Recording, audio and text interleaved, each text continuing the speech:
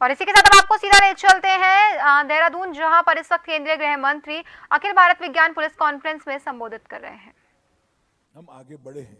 Bureau के आधुनिकीकरण प्रभाग के अंतर्गत साइबर सुरक्षा, साइबर अपराध रोकथाम, ड्रोन फोरेंसिक, साइबर कानूनों की उभरती हुई चुनौतियां, इस पर वेबिनार और कार्यशालाएं आयोजित की है और कई सारे परिवर्तन ब्यूरो के अंदर बेसिक इंफ्रास्ट्रक्चर में किए हैं। मित्रों, अब मैं आपके सामने अमृतकाल की सुबह के अंदर, भोर के अंदर हम देश के आंतरिक सुरक्षा के परिदृश्य के अंदर जो परिवर्तन करना चाहते हैं, इसके बारे में बात करना चाहता हूं। अभी अभी संसद के सत्र के अंदर भारत सरकार के गृह मंत्रालय ने 3 बिल करे हैं, पेश किए हैं, जो अभी गृह मंत्रालय की स्टैंडिंग कमेटी के तत्वाधान में विचाराधीन है। सारी पार्टियों के सांसद इस पर विचार कर रहे हैं। ये तीनों बिल आईपीसी, सीआरपीसी और एविडेंस एक्ट इसको रिप्लेस करेंगे। आईपीसी, सीआरपीसी और एविडेंस एक्ट करीब करीब तीनों कानून अंग्रेजों के द्वारा बनाए गए कानून थे। 1860 के आसपास ये कानूनों को बनाया गया। 1860 से लेकर 2023 तक इसके अंदर कोई परिवर्तन नहीं किया।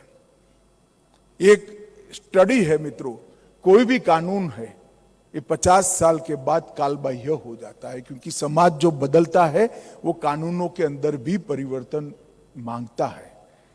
गुनाह का स्केल बदल गया, गुनाह की स्टाइल बदल गई और टेक्निक के उपयोग से भी कई सारे अपराध होने लगे हैं, मगर हमारे कानून जस के तस थे।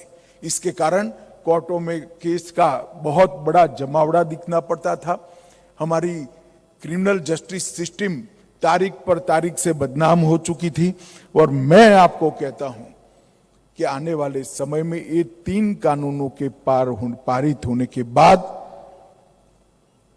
तकनीक की जो पृष्ठभूमि गृह विभाग ने इसके पहले 5 साल से बनाकर रखी है, इसके साथ जोड़कर तारीख पे तारीख के जो बहुत बड़ी समस्या है, इसे पूरे देश को निजात देने का काम हमारे ये 3 कानून करेंगे। मित्रों, ये 3 कानूनों में टेररिज्म की व्याख्या और ऑर्गेनाइज क्राइम की व्याख्या की कर हमने देश को सुरक्षित करने का प्रयास किया है।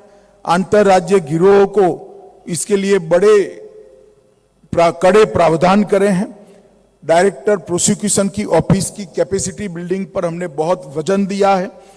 फॉरेंसिक साइंस के उपयोग के लिए भी 6 साल से ज्यादा जिसमें अपराध है वो सभी गुनाह के अंदर फॉरेंसिक साइंस के ऑफिसरों की विजिट को कंपलसरी किया गया है और कन्विक्शन रेट को, दोष सिद्धि के प्रमाण को बढ़ाने के लिए समयबद्ध योजना इसके अंदर की है।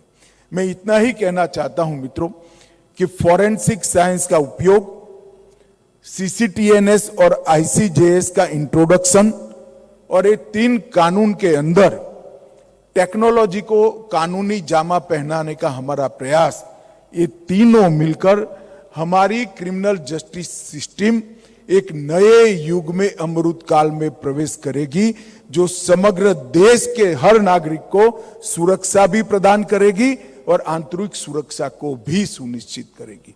क्योंकि तकनीक के उपयोग के बगैर ये हो ही नहीं सकता। इसके पहले ही हमने टेक्नोलॉजी बेस्ड डेटा बेस ढेर सारा बनाने के लिए प्रयास किया है।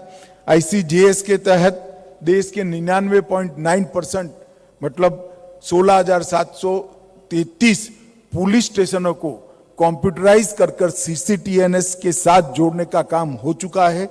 ई कोर्ट से 22,000 अदालतों को हमने जोड़ लिया है।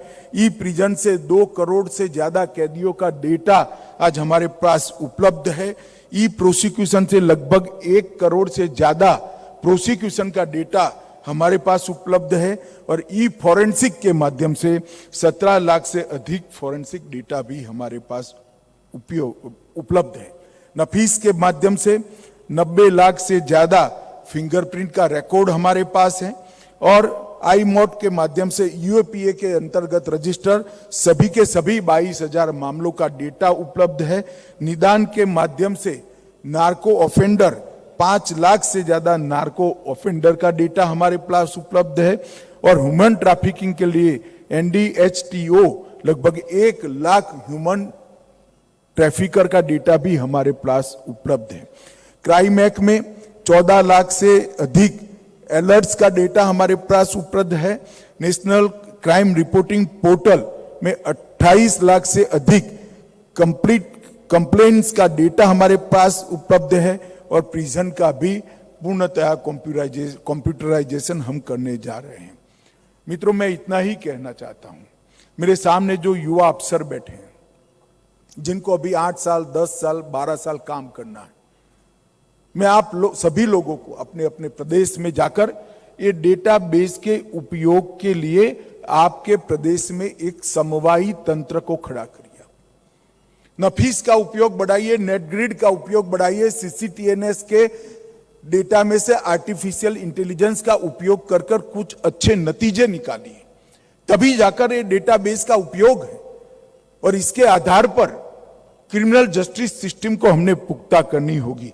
मैं इतना ही कहना चाहता हूं मित्रों कि ये 3 कानून के अंदर सभी प्रकार के डॉक्यूमेंट्स को इलेक्ट्रॉनिक तरीके से कोर्ट के सामने पेश करना, समन्स, वारंट और प्रिजन से गवाही सभी ऑनलाइन करने की व्यवस्था हमने कानूनी प्रावधानों के तहत की है, जिसके कारण अब कोई देर नहीं कर सकता।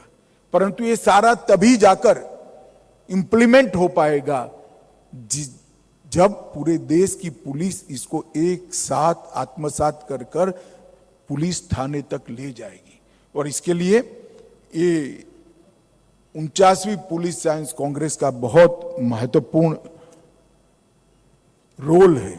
मित्रों, डिजिटल पब्लिक गुड्स की सुरक्षा के लिए भी हमने ढेर सारे प्रयास किए हैं और इसके परिणाम भी मिल रहे हैं और आने वाले दिनों में भारत दुनिया में एक मजबूत आर्थिक शक्ति के रूप में उभर रहा है। 10 साल से हम 11 नंबर पर स्थित थे। 2014 से 2023 के 9 साल के अंदर हमारा अर्थतंत्र 11वें नंबर से बढ़कर 5वें नंबर पर पहुंचा है और 2 ही साल में दुनिया की 3रे नंबर की अर्थव्यवस्था बनी। परंतु उस वक्त हमने हमारे आर्थिक केंद्रों की सुरक्षा की जिम्मेदारी भी देश भर की पुलिस और देश भर की एजेंसियों ने करनी पड़ेगी। इसलिए हमने इसके लिए देश को तैयार करने पड़ेगी। जब $5 ट्रिलियन की इकोनॉमी बनती है, G20 की बैठक के माध्यम से भारत का बढ़ता हुआ राजनीतिक कद होता है, तब कई सारी चुनौतियां अपने आप हमारे सामने खड़ी होती है। वो चुनौतियों को मुकाबला करने के लिए देश भर की पुलिस ने अपने आप को तैयार करना पड़ेगा। इस दिशा में मैं क्रिटिकल इंफ्रास्ट्रक्चर की सिक्योरिटी जैसे नए विषयों पर भी हमारे युवा ऑफिसर्स ने काम करना पड़ेगा। मित्रों, मेरा आप सभी से अनुरोध है, काउंटर टेररिज्म के अप्रोच में जीरो टॉलरेंस की पॉलिसी से आगे बढ़कर जीरो टॉलरेंस स्ट्रेटेजी और जीरो टॉलरेंस एक्शन की दिशा में आगे बढ़ना पड़ेगा। अब समय आ गया है कि आतंकवाद को इस देश में से मूल समेत उखाड़कर फेंक देने का टाइम आ गया है। अब कभी भी ये देश आतंकवाद को सहन न करे, इस प्रकार का देश भर के पुलिस तंत्र का मूड हमने एक साथ मिलकर बनाना है और इसके लिए हमने ढेर सारा काम किया है। मैं राज्यों की पुलिस से भी बहुत सारी अपेक्षा करता हूं। विभिन्न एजेंसियों के बीच में राज्य पुलिसों ने समन्वय बढ़ाना चाहिए। राष्ट्रीय रक्षा शक्ति यूनिवर्सिटी और फॉरेंसिक साइंस यूनिवर्सिटी के साथ देश भर की पुलिस अपने आप को संबंध करे। मोडस ऑपरेंडी ब्यूरो का स्टडी कर कर अपने यहां भी मोडस ऑपरेंडी ब्यूरो बनाने की शुरुआत करे। डायरेक्टर प्रोसिक्यूशन की व्यवस्था को और स्ट्रेंथी करे। बीट को चंडीगढ़ पुलिस का एक स्टडी देख लीजिए, एक सक्सेस स्टोरी देख लीजिए। बीट को हम पुनर्जीवित करें, परेड को नियमित करें और खबरी प्रणाली को भी फिर से एक बार पुनर्जीवित करें। टेक्नोलॉजी पर आधार रखना कोई बुरी बात नहीं है, मगर इंटेलिजेंस का बेसिक नेचर है कि इंटेलिजेंस का एनालिसिस तो मानव दिमाग से अच्छा और कोई नहीं कर सकता। तो खबरी की प्रणाली को भी हमने पुनर्जीवित करना पड़ेगा। डॉग स्क्वाड, हॉर्स स्क्वाड, ये सब चीजों दकियानुसी लगने लगी है। मेरा आप सभी से अनुरोध है कि सबका अपनी अपनी जगह पे एक बहुत महत्वपूर्ण है। तटीय राज्यों के जो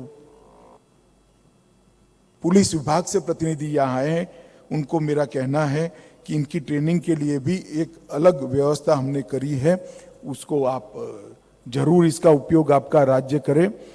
LWE क्षेत्रों में, फॉरवर्ड क्षेत्रों में बेस कैंप की स्थापना का जो प्रयास चल रहा है, ये वामपंथी उग्रवादी क्षेत्र राज्यों ने इसमें अपना सहयोग करना चाहिए और एनकोड के मैकेनिज्म को मजबूती देने के लिए जिला स्तर की मीटिंग पर भी नारकोटिक्स के खिलाफ लड़ाई के लिए मजबूत करना पड़ेगा। राज्य का साइबर सुरक्षा ऑडिट, युवा अफसर इस पर विशेष ध्यान दे और सोशल मीडिया की लगातार मॉनिटरिंग, और हमारे यहाँ जो विदेश से वीजा लेकर आते हैं उनकी मॉनिटरिंग के लिए भी आगे बढ़ना पड़ेगा।